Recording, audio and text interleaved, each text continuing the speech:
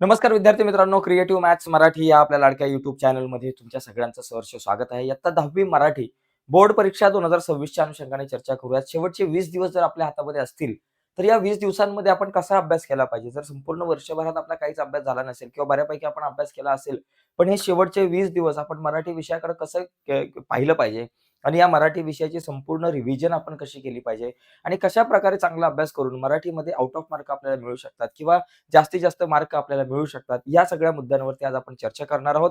तर जाऊयात पटकन पुढे. पुढे जाण्याच्या अगोदर एक महत्त्वाची गोष्ट मित्रांनो, जर तुम्ही नवीन असाल चॅनलवर आणि अजूनपर्यंत चॅनल सबस्क्राईब नसेल केला, तर आत्ताच आपला चॅनल सबस्क्राईब करून त्या बाजूला असलेलं बेलचं बटन दाबायला विसरू नका. तर बघा मित्रांनो, या ठिकाणी सगळ्यात महत्त्वाचा मुद्दा मराठीचा विषय जर आपण पाहिला, तर मराठीमध्ये तुमच्या समोर जर पुस्तक जर तुम्ही मराठीचं ठेवलं, तर जरा गडबड होईल. कारण संपूर्ण पुस्तकाचा अभ्यास या 20 दिवसामध्ये होणार नाही. तुम्ही जर प्रत्येक प्रकरण वाचण्याचा प्रयत्न केला, प्रत्येक प्रकरणाच्या खालच्या प्रश्नांची उत्तरं जर पाठ करायचा जर प्रयत्न केला, तर थोडी गडबड होऊ शकते. त्यामुळे आता नेमकी अभ्यासाची स्ट्रॅटेजी आपण कशी वापरली पाहिजे, कशी स्ट्रॅटेजी असली पाहिजे, काय अभ्यास केला पाहिजे, कसं प्लॅनिंग असलं पाहिजे, या सगळ्या मुद्द्यांवरती आपण आता बोलूयात.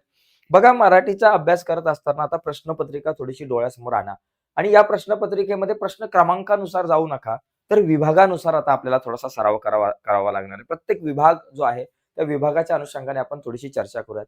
बघा, विभाग 1 बघा. आता विभाग 1 जर आपण पाहिला, तर विभाग 1 मध्ये काय आहे? तर गद्य विभाग आहे. गद्य विभाग म्हणजे काय? पाठ्यपुस्तकामध्ये काही उतारे आहेत. म्हणजे 3 प्रश्न आहेत गद्य विभागामध्ये सुद्धा. अ आहे, आ आहे आणि ई आहे. तर आपण काय केलं पाहिजे? अ जो आहे तो पाठ्यपुस्तकातला उतारा असतो. 7 मार्काला त्यावरचे प्रश्न. ब 7 मार्क आणि आ 7 मार्क आणि ई जो आहे 4 मार्काला. आता याच्यामध्ये अ आणि आ चा जर विचार केला, तर हे तुमच्याकडे 14 मार्क आहेत आणि हे पाठ्यपुस्तकातील उतार्यांवर आधारित आहे. याच्यामध्ये पण प्रत्येकी 3 प्रश्न, 2 मार्काचा प्रश्न, 2 मार्काचा प्रश्न, 2 मार्काचा प्रश्न. आता इथे जर तुम्ही बघितलं, तर 2 मार्काचा, 2 मार्काचा आणि हा शेवटचा 3 मार्काचा प्रश्न असतो. या प्रत्येक उतार्यामध्ये म्हणजे 7 आणि 7 14 मार्क. आता इथं काय बाबा तुमचे मार्क कुठे जाऊ शकतात हा एक विचार करा. इथे बघा ना, तुम्हाला इथे 2 मार्क, इथे 2 मार्क, 4 मार्क झाले. 4 अधिक 4 पहिल्या उतार्यात 4 मार्क, दुसऱ्या उतार्यात 4 मार्क, 8 मार्क झाले. पण इथे 3 आणि 3 हे जे 6 मार्क आहेत ना, इथे तुम्हाला थोडासा कस लावावा लागणार आहे. कारण हे सोमतचे मार्क आहेत. तिसरा प्रश्न या दोन्ही उतारांमध्ये पाठ्यपुस्तकातल्या पहिल्या आणि दुसऱ्या सोमतचा असतो. जिथे तुम्हाला स्वतःचं मत मांडावं लागतं आणि इथे तुम्हाला जवळपास 4-5 ओळीमध्ये व्यवस्थित चांगल्या प्रकारे मत मांडावं लागणार आहे. इथे थोडासा कस लावू शकतो. तर आपल्याला प्रयत्न केला पाहिजे आपण, की इथं आपल्याला कसे पैकीच्या पैकी मार्क मिळतील. त्यामुळे स्वमतचं पाठांतर आपल्याला करावं लागणार आहे. प्रत्येक प्रकरणावर आधारित 1-2 स्वमत जी आहे ती खूप चांगल्या प्रकारे तुम्ही पाठ करून ठेवली पाहिजे. जेणेकरून तुम्हाला इथे आउट ऑफ मार्क मिळतील. म्हणजे या 2 प्रश्नांवर मेहनत करायची आवश्यकता नाहीये जास्त 8 मार्कांवरती. तर या 6 मार्कांवरती तुम्हाला मेहनत करायची आहे. आणि हे 4 मार्क जे आहेत ना, हे पण उतारे खूप हा पण उतारा जो आहे ना, याच्यामध्ये पण खूप सोपे प्रश्न असतात.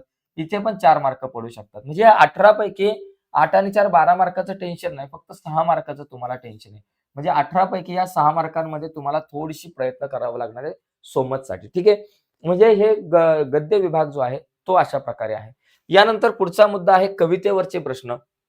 विभाग 2 जो आहे 16 मार्काचा आहे. हे कवितेवरचे प्रश्न. हा कवितेवरचा पहिला जो प्रश्न आहे ना 8 मार्काला आहे. दुसरा प्रश्न मुद्द्यांच्या आधारे कृती 4 मार्काला आणि तिसरा रसग्रहण 4 मार्काला आहे. आता कवितेवरचे जे प्रश्न आहेत ना, त्याच्यामध्ये सुद्धा पहिला आणि दुसरा प्रश्न सोपा असतो, तिसरा प्रश्न सोपा असतो. फक्त चौथ्यामध्ये जे तुम्हाला अर्थसौंदर्य, भाषिक सौंदर्य सांगण्याचा जो प्रश्न आहे, तिथे थोडासा कस लागणार आहे.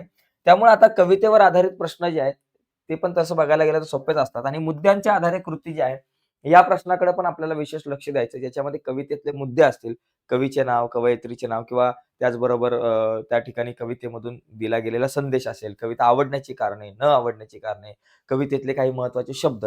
तर इथे तुम्हाला मुद्द्यांच्या आधारे कृती या प्रश्नाची तयारी करताना काय करणं गरजेचं आहे? प्रत्येक कवीचं नाव पाहिजे, कवितेचं नाव माहिती पाहिजे.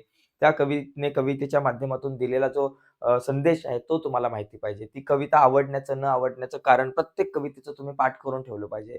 प्रत्येक कवितेच्या खाली असलेले जे काही शब्द असतात, शब्दार्थ आहे, ते शब्द आणि शब्दार्थ जे आहेत ते जरा व्यवस्थित तुम्ही पाठ करून ठेवले पाहिजे. तर इथे तुम्हाला त्या पद्धतीनं थोडासा विचार करावा लागणार आहे. आणि त्यानंतर रसग्रहणचा जो भाग आहे, रसग्रहण जे आहे ना, तर या रसग्रहणमध्ये सुद्धा तुम्हाला 4 पैकी 4 मार्क मिळू शकतात. 3 महत्त्वाचे मुद्दे असतात. 3 मुद्द्यांच्या आधारे तुम्हाला रसग्रहण करावं लागतं आणि या रसग्रहणसाठी सुद्धा तुम्हाला प्रत्येक कवीचं नाव, कवितेचं नाव, कवीने आपल्या कवितेतून दिले गेलेला संदेश आहे तो आहे आणि त्याचबरोबर कवीची जी या कवितेची जी काही भाषिक वैशिष्ट्य आहे, त्याच्यामध्ये वापरले गेलेले अलंकार आहे, या सगळ्या मुद्द्यांचा थोडा आपण या ठिकाणी इथे अभ्यास केला पाहिजे. म्हणजे हा विभाग 2 आहे, जो 16 मार्काला आहे. तर या विभाग 2 चा थोडासा आपण वेगळा विचार केला पाहिजे आणि विभाग 3 जो आहे स्थूल वाचन. तुम्हाला मराठीमध्ये पाठांतराचा भाग इथंच आहे. स्थूल वाचनचा जो भाग आहे, त्या भागामधल्या प्रश्नांची उत्तरं तुम्हाला पाठ करणंच आहे. इथे तुम्हाला फक्त स्थूल वाचनसाठी जितके काही तुम्हाला कंटेंट आहे, जे तुम्हाला पद्य उतारे आहेत, गद्य उतारे आहेत, ते त्या सगळ्या प्रकरणांचं त्या धड्यांचं तुम्हाला पाठांतर करावं लागणार आहे. इथे आपल्याला पाठांतराचा भाग आहे. यानंतर आपल्याकडे विभाग 4 जो असतो, जो 16 मार्कांसाठी असतो. विभाग 4 मध्ये मित्रांनो तुम्हाला काय करणं गरजेचं आहे, की विभाग 4 मध्ये म्हणजे प्रश्न क्रमांक 4 जो व्याकरण आणि भाषा अभ्यास या घटकावर आहे. इथे तुम्हाला 16 पैकी 16 मार्क मिळू शकतात. कसं आहे विभाग त्याच्यामध्ये जो प्रश्न आहे ना, त्याच्यामध्ये समास 2 मार्क, शब्दसिद्धी 2 मार्क, वाक्प्रचार 4 मार्क असे 8 मार्क आहेत. आणि मध्ये शब्दसंपत्ती 4 मार्काला आहे, ज्याच्यामध्ये समानार्थी शब्द, विरुद्धार्थी शब्द, शब्दसमूहापासून एखादा शब्द तयार करा. अशा प्रकारचे तुम्हाला या ठिकाणी प्रश्न असतात. त्यानंतर लेखन नियम आहे, विरामचिन्ह आहे आणि पारिभाषिक शब्द आहे. इथे तुम्हाला 8 मार्क. इथे मित्रांनो तुम्ही बोर्डाच्या कुठल्याही जुन्या 4-5 प्रश्नपत्रिका जर बघितल्या, तर त्या 4 ते 5 प्रश्नपत्रिकांमधूनच बरेचसे प्रश्न रिपीट होतात. त्या जरी बघितल्या तरी तुमच्या इथे 16 मार्क फिक्स होईल. आणि एक शेवटचा या ठिकाणी विभाग आहे, ज्याच्यामध्ये विभाग 5 मध्ये 24 मार्क आहे. सगळ्यात जास्त मार्क आहे. ज्याच्यामध्ये पहिला जो प्रश्न आहे तो पत्रलिखन आणि सारांश लेखन असतं. हा 6 मार्काचा प्रश्न आहे. पत्रलेखन आणि सारांश लेखन. याच्यामध्ये जर तुम्ही विचार केला ना पत्र आणि सारांश लेखन तर याच्यामध्ये तुम्हाला पत्र किंवा सारांश लेखन दोघांपैकी एक काहीतरी लिहायचं असतं आणि पत्रामध्ये सुद्धा आपल्याला 2 पत्र असतात. तर त्या 2 पत्रांपैकी आपल्याला 1 पत्र लिहायचं असतं आणि सारांश लेखन जो तुमचा प्रश्न पहिला जो असतो, त्याच्यातला पाठ्यपुस्तकाच्या बाहेरचा उतारा, त्याचं आपल्याला सारांश लेखन करायचं असतं. त्याच्यानंतर चा जर का तुम्ही विचार केला ना, तर मध्ये जाहिरात लेखन, बातमी लेखन आणि कथा लेखन तिघांपैकी एक काहीतरी लिहायचं असतं आणि मध्ये प्रसंग लेखन, आत्मकथन आणि वैचारिक लेखन हा निबंध लेखनाचा भाग आहे, जो 8 मार्काला आहे. याच्यामध्ये तुम्हाला तिघांपैकी एक निबंध लिहावा लागतं. तर आता आपण एकंदरीत हे सगळं स्वरूप बघितलं, विभाग बघितले 5. आता या 5 विभागांची तयारी कशी करायची? या 5 विभागांचा अभ्यास कसा करायचा? इथे सगळ्यात महत्त्वाची गोष्ट आहे, की या 20 दिवसांमध्ये माझा हा सगळा अभ्यास कसा होईल? तर त्यासाठी एकच काम करायचं मित्रांनो, कुठल्याही बोर्डाच्या जुन्या 5 प्रश्नपत्रिका पकडायच्या. आता या 5 प्रश्नपत्रिका कुठून मिळतील? तर तुम्ही काळजी करू नका. त्या कशा डाउनलोड करायच्या मी सांगतो. मी तुम्हाला देतो. ही व्हिडिओ जाता-जाता मराठीच्या नाही, तर सगळ्या विषयांच्या 5-5 प्रश्नपत्रिका देतो. तर त्या 5 प्रश्नपत्रिका घेतल्यानंतर तुम्ही काय करायचं, की त्याचा अभ्यास करत असताना, त्या प्रश्नपत्रिका सोडवत असताना म्हणजे अशा नाही सोडवायच्या, जुनी पद्धत आहे ती प्रश्नपत्रिका सोडवण्याची. पहिली एक प्रश्नपत्रिका सोडवली, मग दुसरी सोडवली, तिसरी सोडवली, असं करू नका. आता एक नवीन स्ट्रॅटेजी प्रमाणे तुम्ही प्रश्नपत्रिकांचा सराव करा. त्यामध्ये काय करा, की विभागानुसार करा. म्हणजे पहिलं काय करा, पहिली एक प्रश्नपत्रिका घ्या, 5 प्रश्नपत्रिका समोर ठेवल्या. पहिली प्रश्नपत्रिका घ्या, तिच्यातला फक्त विभाग 1 सोडवा. नंतर दुसरी प्रश्नपत्रिका घ्या, तिच्यातला विभाग 1 सोडवा. तिसरी प्रश्नपत्रिका घ्या, तिच्यातला विभाग 1 सोडवा. चौथ्या प्रश्नपत्रिकेतला विभाग 1, 5व्या प्रश्नपत्रिकेतला विभाग 1. म्हणजे तुमचे उतारे आणि त्यावरच्या प्रश्नांची उत्तरं, सोमत कसं आहे, तर हा सगळा भाग क्लिअर होईल. म्हणजे 18 मार्क तुमचे क्लिअर होईल. त्याच्यानंतर मग दुसरी प्रश्नपत्रिका घ्या. सॉरी त्याच्यानंतर काय करा, त्या 5ही प्रश्नपत्रिकांमधला विभाग 2 सोडवा. विभाग 2 मध्ये पण वाटलं तर तुम्ही असं करू शकताय. पहिले सगळे कवितेवर आधारित प्रश्न सोडवा 5च्या 5 प्रश्नपत्रिकांमधले. मग सगळ्या प्रश्नपत्रिकांमधल्या मुद्द्यांच्या आधारे कृती सोडवा आणि मग सगळ्या प्रश्नपत्रिकेमधले रसग्रहण सोडवा. अशा प्रकारे थोडासा तुम्ही प्लॅन करा. तो तुम्हाला जास्त सक्सेसफुल ठरवू शकतो. त्याच्यानंतर विभाग 3 मधलं स्थूल वाचन.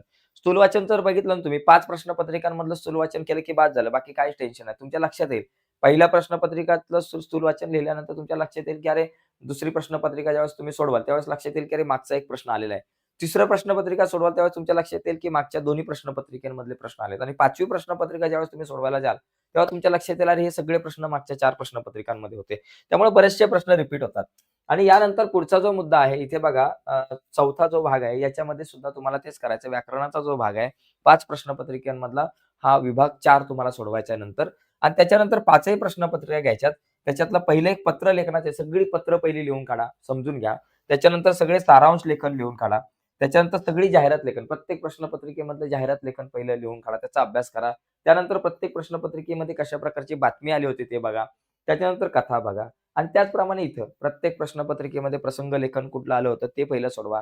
नंतर सगळ्या प्रश्नपत्रिकेमधलं आत्मकथन सोडवा आणि मग सगळ्या प्रश्नपत्रिकांमधलं वैचारिक लेखन लिहा. अशी जर स्ट्रॅटेजी तुम्ही वापरली तर तुम्हाला फायदा होऊ शकतो. ओके.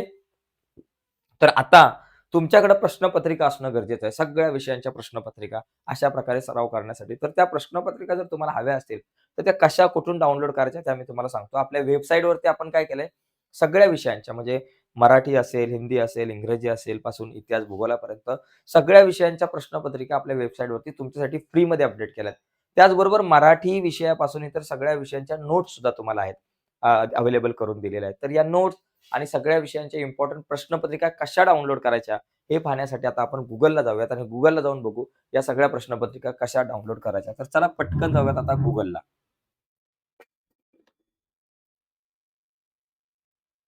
सगळ्या विषयांच्या तर नमस्कार मित्रांनो, जर तुम्हाला सगळ्या विषयांच्या जर का इम्पोर्टंट नोट्स हव्या असतील, त्याचबरोबर सगळ्या विषयांच्या तुम्हाला जुन्या प्रश्नपत्रिका हव्या असतील आत्तापर्यंत बोर्डाच्या परीक्षेला आलेल्या, तर तुम्हाला Googleला जाऊन फक्त टाइप करायचंय जुन्या प्रश्नपत्रिका. ओके. जुन्या प्रश्नपत्रिका असं टाइप करायचंय. जुन्या प्रश्नपत्रिका ज्यावेळेस तुम्ही टाइप कराल, त्यावेळेस तुम्हाला इथे बघा क्रिएटिव्ह मॅथ्स मराठी ही वेबसाईट तुम्हाला इथे दिसेल. यावरती आपल्याला जुन्या प्रश्नपत्रिकांवर क्लिक करायचंय. इथे जर तुम्ही क्लिक कराल, तर इथे बघा खाली तुम्हाला प्रश्नपत्रिका आहे. सर्व विषयाच्या मराठीच्या प्रश्नपत्रिका आहे, इंग्रजीच्या आहे. तर इथून तुम्ही प्रश्नपत्रिका डाउनलोड करू शकता. जसं तुम्ही मराठीवर क्लिक केलं ना, तर तुम्हाला या ठिकाणी इथं मराठीच्या सगळ्या विषयांच्या प्रश्नपत्रिका मिळतील बघा इथे. सगळ्या वर्षांच्या आत्तापर्यंत आलेल्या. तुम्ही मार्च 2024ला क्लिक केलं, की मार्च 2024 ची प्रश्नपत्रिका मिळेल.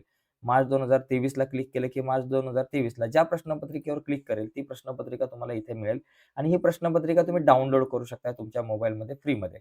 आता जर तुम्हाला सगळ्या विषयांच्या नोट्स हव्या असतील, तर इथे वरती बघा, इथे नोट्सचा ऑप्शन आहे. आता हा तुम्हाला मोबाईलमध्ये दिसणार नाही. मोबाईलमध्ये हे अशा प्रकारे आडवा इंटरफेस नाही दिसणार.